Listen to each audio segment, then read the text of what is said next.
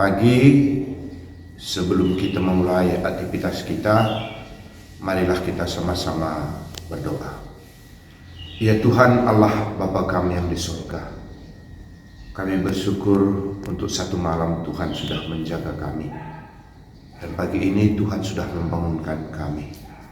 Kami akan memulai kehidupan kami, namun sebelumnya firman-Mu lah menjadi kekuatan bagi kami. Berfirmanlah Tuhan, sebab kami sudah siap mendengarkannya. Di dalam nama anak Yesus Kristus Tuhan kami. Amin. Saudara-saudara, firman Tuhan pada pagi hari ini terambil dari kitab Roma 9 ayatnya 29. Dan seperti yang dikatakan Yesaya sebelumnya, seandainya Tuhan semesta alam tidak meninggalkan pada kita keturunan, kita sudah menjadi Sodom dan sama seperti Gomora. Saudara-saudara, ada satu penelitian yang dilakukan kepada dua orang ibu, yakni yang pertama bernama Sarah Edward, yang hidupnya pada abad yang ke-18, dan seorang ibu yang lain bernama Ida Tech yang hidup di tahun 1740. Hasil penelitian mengungkapkan Sarah Edward adalah istri seorang pendeta yang mempunyai 11 anak. Ia mengajar anak sesuai dengan ajaran Alkitab, yaitu dengan adil dan kasih. Yang dimaksud dengan adil adalah pendidikan yang disiplin, peraturan keluarga, termasuk ajaran-ajaran dengan cinta kasih. Tuhan memperhatikan ke-11 anaknya, dan dari catatan diketahui bahwa Sarah mempunyai 1.400 keturunan. Di antara keturunan terdapat 13 orang menjadi rektor,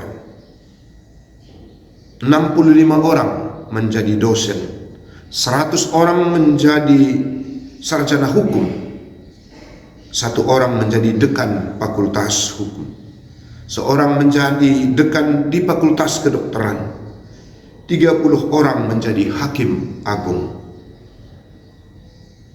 66 orang menjadi dokter, 80 orang menjadi aparat penting, 3 orang menjadi anggota DPR, 3 orang menjadi wali kota, 3 orang menjadi pengawas, 1 orang menjadi menteri keuangan, dan 1 orang menjadi wakil presiden.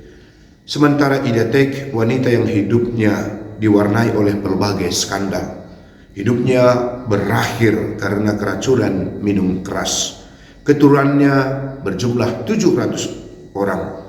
Di antaranya 100 orang adalah anak haram, 181 menjadi pelacur, 142 menjadi pengemis, 46 orang menjadi narapidana.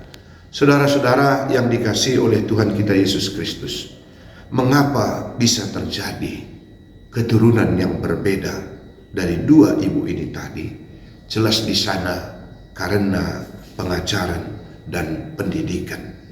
Ajaran kasih sejak dini itulah yang membentuk dan menurunkan keturunan-keturunan yang diberkati dan menjadi berkat.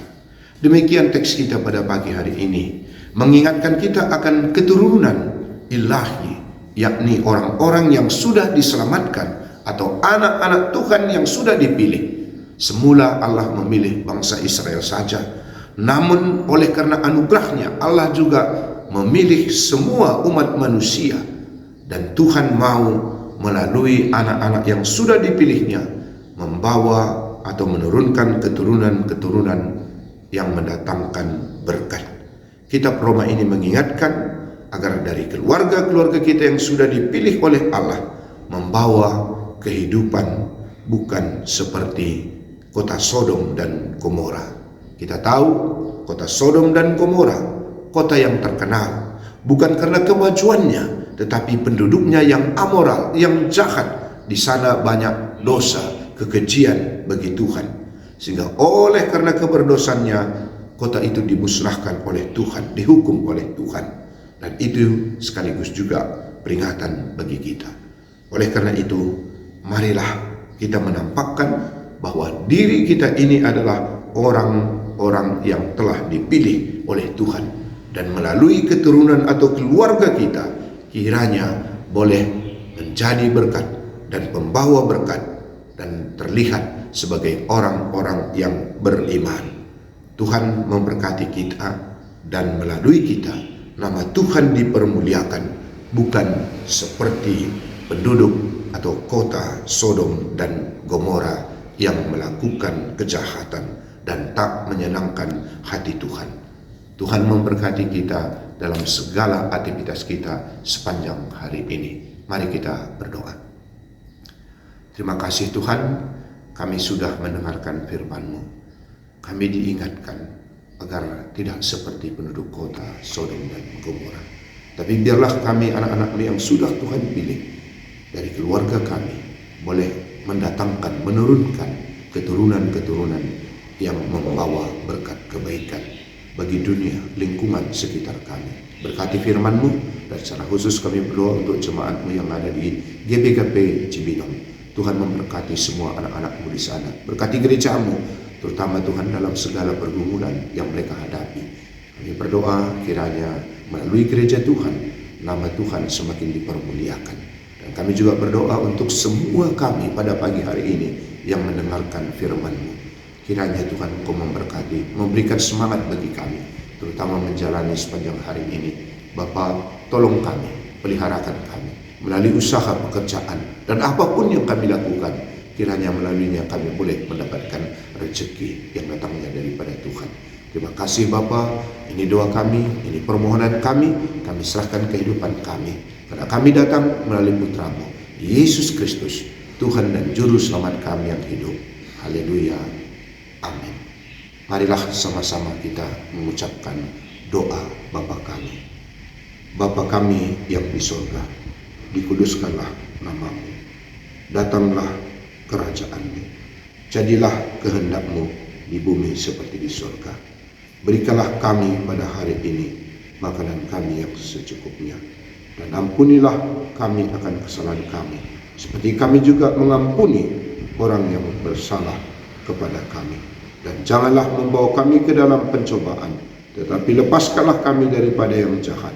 Karena Engkaulah yang punya kerajaan dan kuasa dan kemuliaan sampai selama-lamanya. Amin. Tuhan memberkati kita. Selamat beraktivitas.